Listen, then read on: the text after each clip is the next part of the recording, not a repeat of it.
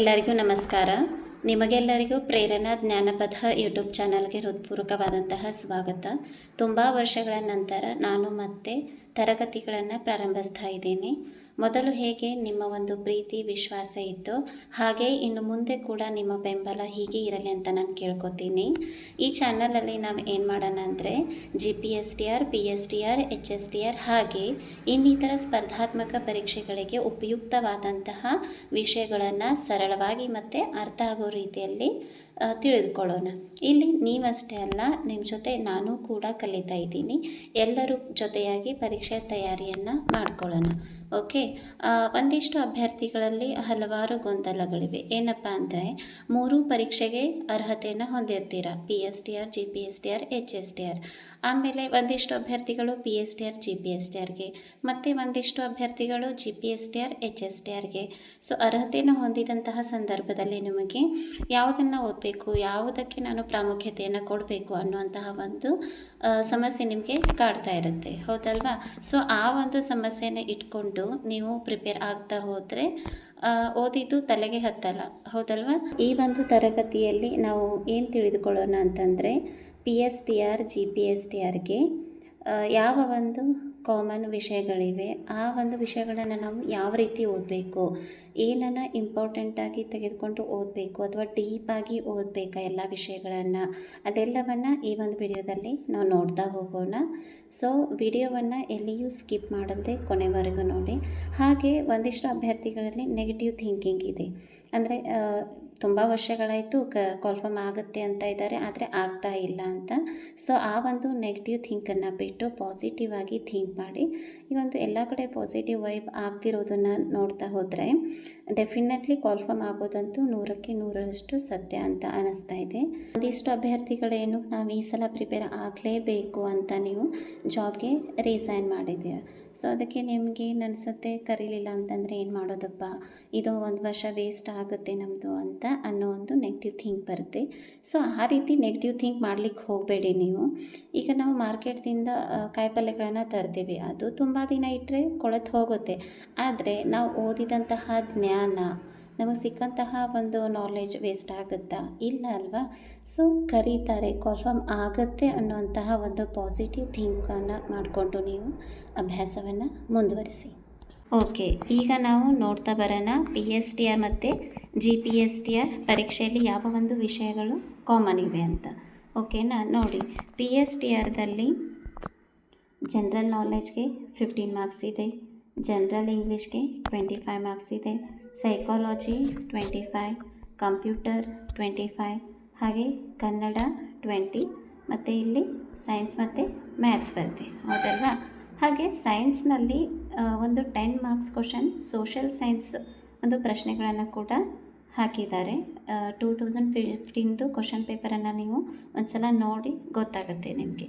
ಇನ್ನು GPSTRದಲ್ಲಿ ನೋಡಿ, ಸೇಮ್ ಇಲ್ಲಿಯೂ ಕೂಡ ಜನರಲ್ ನಾಲೆಜ್ ಇದೆ, ಅಲ್ಲಿ 15 ಮಾರ್ಕ್ಸ್ಗಿತ್ತು, ಇಲ್ಲಿ 25 ಇದೆ.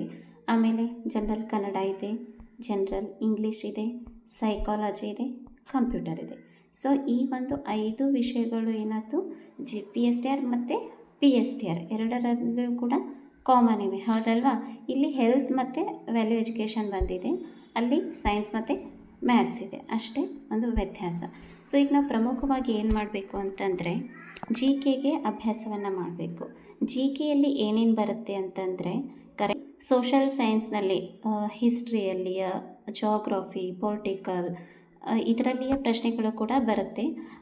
ಮೇಯ್ನಾಗಿ ಅದರಲ್ಲಿ ಹಿಸ್ಟ್ರಿಯಲ್ಲಿ ಕೃತಿಗಳು, ಆ ಕೃತಿಯನ್ನು ಯಾರು ಬರೆದ್ರು ಅಂತ, ಹಾಗೆ ಇಸವಿಗಳನ್ನು, ಯುದ್ಧಗಳ ಬಗ್ಗೆ ಈ ರೀತಿಯೆಲ್ಲ ಪ್ರಶ್ನೆ ಬರುತ್ತೆ. ಮತ್ತು ಪ್ರಮುಖ ದಿನಗಳು ಅಂದರೆ ಇವತ್ತು ಡಾಕ್ಟರ್ಸ್ ಡೇ ಇದೆ ಅಲ್ವಾ? ಸೊ ಈ ರೀತಿ ಯಾವ ದಿನ ಯಾವುದಿರುತ್ತೆ ಅನ್ನೋದನ್ನು ಅದನ್ನೆಲ್ಲ ನಾವು ನೋಡ್ಕೋಬೇಕಾಗತ್ತೆ. ಇನ್ನು ಇಂಗ್ಲೀಷ್ನಲ್ಲಿ ಗ್ರಾಮರ್ ಪಾರ್ಟನ್ನು ನಾವು ಓದ್ಕೋಬೇಕಾಗತ್ತೆ, GPSTR ಮತ್ತು PSTR ಎರಡಕ್ಕೂ ಕೂಡ. ಇನ್ನು ಮುಂದೆ ನಾನು ಕೂಡ ಜನರಲ್ ಇಂಗ್ಲೀಷ್ನಲ್ಲಿ ಬರುವಂತಹ ನೌನ್, ಟೆನ್ಸಸ್ಸನ್ನು, ಆಮೇಲೆ parts of speech, figures of speech, direct ಇಂಡೈರೆಕ್ಟನ್ನು ಯಾವ ರೀತಿ ನಾವು ಈಸಿಯಾಗಿ ಐಡೆಂಟಿಫೈ ಮಾಡಬೇಕು, ಆಪ್ಷನ್ಗಳನ್ನು ಎಲಿಮಿನೇಟ್ ಮಾಡ್ತಾ ನಾವು ಸರಿಯಾದಂತಹ ಆನ್ಸರನ್ನು ಹೇಗೆ ಪಾಯಿಂಟ್ ಔಟ್ ಮಾಡಬೇಕು ಅನ್ನೋದನ್ನು ಹೇಳ್ಕೊಡ್ತೀನಿ. ನಂತರ ಸೈಕಾಲಜಿ ಇಲ್ಲಿ 25 ಮಾರ್ಕ್ಸ್ಗಿದ್ದರೆ GPSTರಲ್ಲಿ 50 ಮಾರ್ಕ್ಸ್ಗಿದೆ. ನೋಡಿ, ತುಂಬಾ ಇಂಪಾರ್ಟೆಂಟ್ ಇದೆ ಸೈಕಾಲಜಿ. ಸೊ ಹೀಗಾಗಿ ನೀವು ಸೈಕಾಲಜಿಯನ್ನು ಮೊದಲು ಅಭ್ಯಾಸವನ್ನು ಮಾಡಿ, ಓಕೆನಾ. ನಂತರ ಕನ್ನಡ ಗ್ರಾಮರ್ ಕೂಡ ನೀವು ನೋಡ್ಕೋಬೇಕಾಗತ್ತೆ. ಒಂದ್ಸಲ ನೀವು ಕ್ವಶನ್ ಪೇಪರನ್ನು ಅನಲೈಸಸ್ ಮಾಡಿ ಅದ್ರ ಮೇಲೆ ನಿಮಗೆ ಗೊತ್ತಾಗುತ್ತೆ ಯಾವ ಒಂದು ಪಾರ್ಟನ್ನು ನಾವು ಹೆಚ್ಚಾಗಿ ಓದ್ಕೋಬೇಕು ಅಂತ. ಕನ್ನಡ ಗ್ರಾಮರಲ್ಲಿ ಏನು ಬರುತ್ತೆ, ಸಂಧಿಗಳು ಬರುತ್ತೆ, ಸಮಾಸ ಬರುತ್ತೆ, ಆಮೇಲೆ ನಮ್ಮ ಗೌರ್ಮೆಂಟ್ ಪುಸ್ತಕದಲ್ಲಿರುವಂತಹ ಶಬ್ದಾರ್ಥಗಳು ಬರುತ್ತೆ, ಗಾದೆ ಮಾತುಗಳು ಬರುತ್ತೆ. ಸೊ ಹೀಗೆ ಹಲವಾರು ಒಂದು ವಿಷಯಗಳು, ಅವ್ಯಯಗಳು ಮತ್ತು ದ್ವಿರುಕ್ತಿಗಳು, ಹೀಗೆ ತುಂಬ ವಿಷಯಗಳಿವೆ. ಆ ಎಲ್ಲ ಪಾರ್ಟನ್ನು ನೀವು ಕಂಪ್ಲೀಟ್ ಮಾಡಿ ಓದ್ಕೋಬೇಕಾಗುತ್ತೆ. ನಂತರ ಕಂಪ್ಯೂಟರ್ಗೆ ಸಂಬಂಧಪಟ್ಟ ಹಾಗೆ ಕಂಪ್ಯೂಟರ್ಗೆ ಕೂಡ ತುಂಬಾ ಇಂಪಾರ್ಟೆಂಟ್ ಇದೆ. 10 ಮಾರ್ಕ್ಸ್ ಅಂತಂದರೆ ಅದೇನು ಕಡಿಮೆ ಇಲ್ಲ. PSTರಲ್ಲಿ ನೋಡಿ 25 ಮಾರ್ಕ್ಸ್ಗಿದೆ, ಹಾಗೆ GPSTಯಲ್ಲಿ 10 ಮಾರ್ಕ್ಸ್ಗಿದೆ. ಸೊ ಇದನ್ನು ಕೂಡ ನೀವು ಕಂಪ್ಲೀಟಾಗಿ ಓದ್ಕೊಳ್ಳಿ. ಇದರ ಸಂಬಂಧಪಟ್ಟ ತರಗತಿಗಳನ್ನು ಕೂಡ ನಾನು ಮಾಡ್ತಾ ಹೋಗ್ತೀನಿ. ನಂತರ ಇಲ್ಲಿ ಸೈನ್ಸ್ ಮತ್ತು ಮ್ಯಾಥ್ಸ್ ಬರುತ್ತೆ PSTರಲ್ಲಿ. ಈ ಸೈನ್ಸ್ನಲ್ಲಿ 10 ಮಾರ್ಕ್ಸ್ ಸೈನ್ಸ್ಗೆ ಸಂಬಂಧಪಟ್ಟಂತಹ ಪ್ರಶ್ನೆಗಳಿದ್ದರೆ, ಇನ್ನೂ 10 ಮಾರ್ಕ್ಸಿಗೆ ಸೋಷಲ್ ಸೈನ್ಸ್ ಸಂಬಂಧಪಟ್ಟಂತಹ ಪ್ರಶ್ನೆಗಳಿರುತ್ತೆ. 2015 ಪ್ರಶ್ನೆ ಪತ್ರಿಕೆಯಲ್ಲಿ ಹಾಗಿದೆ. ಈಗ ಕಾಲ್ಫಾರ್ಮ್ ಆದಮೇಲೆ ನೋಡೋಣ ಮತ್ತು ಸಿಲೆಬಸ್ ಯಾವ ರೀತಿ ಬಿಡುತ್ತಾರೋ ಆ ರೀತಿ ಮತ್ತೆ ಓದ್ಕೊಳ್ಳಿಕ್ಕೆ ಪ್ರಾರಂಭ ಮಾಡಲಿಕ್ಕೆ ಬರುತ್ತೆ. ಆಮೇಲೆ GPSTಯಲ್ಲಿ ಹೆಲ್ತ್ ಆ್ಯಂಡ್ ವ್ಯಾಲ್ಯೂ ಎಜುಕೇಷನ್ ಬಗ್ಗೆ ಓದ್ಕೋಬೇಕಾಗತ್ತೆ. ಸೊ ಈ ರೀತಿ ಒಂದಿಷ್ಟು ಕಾಮನ್ ವಿಷಯಗಳಿವೆ. ಈ ಒಂದು ಕಾಮನ್ ವಿಷಯಗಳನ್ನು ನೀವು ಮೊದಲು ಪ್ರಿಪೇರ್ ಆಗಿ, ಇವನ್ನೆಲ್ಲ ಕಂಪ್ಲೀಟ್ ಪ್ರಿಪೇರ್ ಆದಮೇಲೆ ಕಾಲ್ಫಾರ್ಮ್ ಆಗುತ್ತಲ್ಲ, ಸೊ ಆಗ ನೀವು ಡಿಸೈಡ್ ಮಾಡಿ ನಾನು PSTRಗೆ ಪ್ರಿಪೇರ್ ಆಗಲ್ಲ ಅಥವಾ GPSTRಗೆ ಆಗಲ್ಲ ಅಂತ, ಓಕೆನಾ. GPSTRಲ್ಲಿ ಸೈನ್ಸ್ ಮ್ಯಾಥ್ಸ್ ಇದ್ದವ್ರಿಗಂತೂ ತುಂಬಾ ಈಸಿ ಆಗುತ್ತೆ. ಯಾಕಂದರೆ PSTRಲ್ಲೂ ಸೈನ್ಸ್ ಮ್ಯಾಥ್ಸ್ ಇದೆ, GPSTRಲ್ಲೂ ಕೂಡ ಸೈನ್ಸ್ ಮ್ಯಾಥ್ಸ್ ಇರುತ್ತೆ. ಇಲ್ಲಿ MCQ ಇರುತ್ತೆ, ಅಲ್ಲಿ ರಿಟರ್ನ್ ಇರುತ್ತೆ ಅಷ್ಟೇ. ಆಮೇಲೆ ಇಂಗ್ಲೀಷ್ ತೊಗೊಂಡವ್ರಿಗೆ 2 ಪೇಪರ್ ಇರುತ್ತೆ, ಪೇಪರ್ 1 ಮತ್ತು ಪೇಪರ್ 2 ಅಷ್ಟೇ. ಸೊ ಅಲ್ಲಿ GPSTR ಇಂಗ್ಲೀಷ್ನಲ್ಲಿ ಏನು ಡಿಸ್ಕ್ರಿಪ್ಟಿವ್ ರೈಟಿಂಗ್ ಇರುತ್ತೆ, ಅದರಲ್ಲಿ MCQs ಇರುತ್ತೆ ಪ್ಲಸ್ ಡಿಸ್ಕ್ರಿಪ್ಟಿವ್ ರೈಟಿಂಗ್ ಇರುತ್ತೆ. ಅಲ್ಲಿ ನಾವು ಲೆಟರ್ ರೈಟಿಂಗ್ ಬರಿಬೇಕು, ಹಾಗೆ ಇಮೇಲ್ಸನ್ನು ಬರಿಬೇಕು, ಡೈಲಾಗ್ಗಳನ್ನು ಬರಿಬೇಕು, ಆಮೇಲೆ ಸ್ಟೋರಿಯನ್ನು ಹಾಕ್ಕೊಟ್ಟಿರ್ತಾರೆ, ಕಂಪ್ಲೀಟನ್ನು ಮಾಡಬೇಕು. ಹೀಗೆ ಹಲವಾರು ವಿಷಯಗಳಿವೆ. ನಾವು ಮುಂದೆ ತರಗತಿಯಲ್ಲಿ ಆ ಎಲ್ಲ ವಿಷಯಗಳನ್ನು ನೋಡ್ತಾ ಹೋಗೋಣ. ಮತ್ತು ಯಾರು ಸೋಷಲ್ ಸೈನ್ಸ್ಗೆ ಸ್ಟಡಿ ಮಾಡ್ತಾ ಇದ್ದೀರಾ GPSTRಲ್ಲಿ, ಅವ್ರಿಗೂ ಕೂಡ ಉಪಯೋಗ ಆಗುತ್ತೆ. ಹೆಂಗಂದರೆ ಜನರಲ್ ನಾಲೆಡ್ಜ್ ಸಲುವಾಗಿ ನಾವು ಸಮಾಜ ವಿಜ್ಞಾನವನ್ನು ಓದಲೇಬೇಕು, ಹೌದಲ್ವ. GPSTRಲ್ಲೂ ಅಲ್ಲಿ ಡಿಸ್ಕ್ರಿಪ್ಟಿವ್ ಇರುತ್ತೆ. ಸೊ ಸ್ವಲ್ಪ ಡೀಪಾಗಿ ಸ್ಟಡಿ ಮಾಡಬೇಕಾಗುತ್ತೆ. ಮೊದಲು ನೀವು ಎಲ್ಲ ಕಾಮನ್ ಸಬ್ಜೆಕ್ಟ್ಗಳನ್ನು ಕಂಪ್ಲೀಟ್ ಮಾಡ್ಕೊರಿ.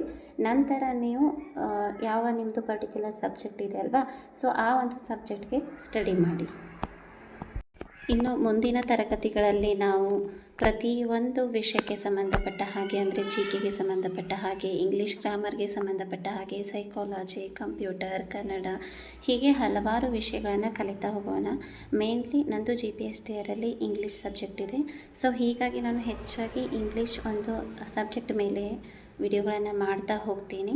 ಸೊ ತುಂಬ ವರ್ಷಗಳ ನಂತರ ವಿಡಿಯೋನ ಮಾಡ್ತಾ ಇದ್ದೀನಿ. ಸೊ ಏನಾದರೂ ತಪ್ಪಾಗಿದ್ದರೆ ಎಲ್ಲರೂ ಕೂಡ ಕ್ಷಮಿಸಿ ಅಂತ ಹೇಳ್ತೀನಿ. ಯಾರೆಲ್ಲ PSTR, GPSTR ಹಾಗೆ ಇನ್ನಿತರ ಪರೀಕ್ಷೆಗಳಿಗೆ ತಯಾರಿಯನ್ನು ನಡೆಸ್ತಾ ಇದ್ದಾರೋ ಆ ಎಲ್ಲ ಸ್ನೇಹಿತರಿಗೂ ಕೂಡ ನೀವು ಈ ಒಂದು ವಿಡಿಯೋನ ಶೇರ್ ಮಾಡಿ. ಹಾಗೆ ನಿಮಗೆಲ್ಲರಿಗೂ ಕೂಡ ಈ ಒಂದು ವಿಡಿಯೋ ಇಷ್ಟ ಆಗಿದೆ ಅಂತ ಅನ್ಕೋತೀನಿ. ಸೊ ಇಷ್ಟ ಆದರೆ ಪ್ಲೀಸ್ ಲೈಕ್ ಮಾಡಿ, ಹಾಗೆ ಯಾರೆಲ್ಲ ಸಬ್ಸ್ಕ್ರೈಬ್ ಮಾಡಿಲ್ಲ ಚಾನಲನ್ನು ಸಬ್ಸ್ಕ್ರೈಬ್ ಮಾಡಿ, ನಿಮ್ಮ ಎಲ್ಲ ಸ್ನೇಹಿತರಿಗೂ ಕೂಡ ವಿಡಿಯೋವನ್ನು ಶೇರ್ ಮಾಡಿ ಅಂತ ಹೇಳ್ತಾ ಈ ವಿಡಿಯೋನ ಮುಗಿಸ್ತಾ ಇದ್ದೀನಿ. Thank you.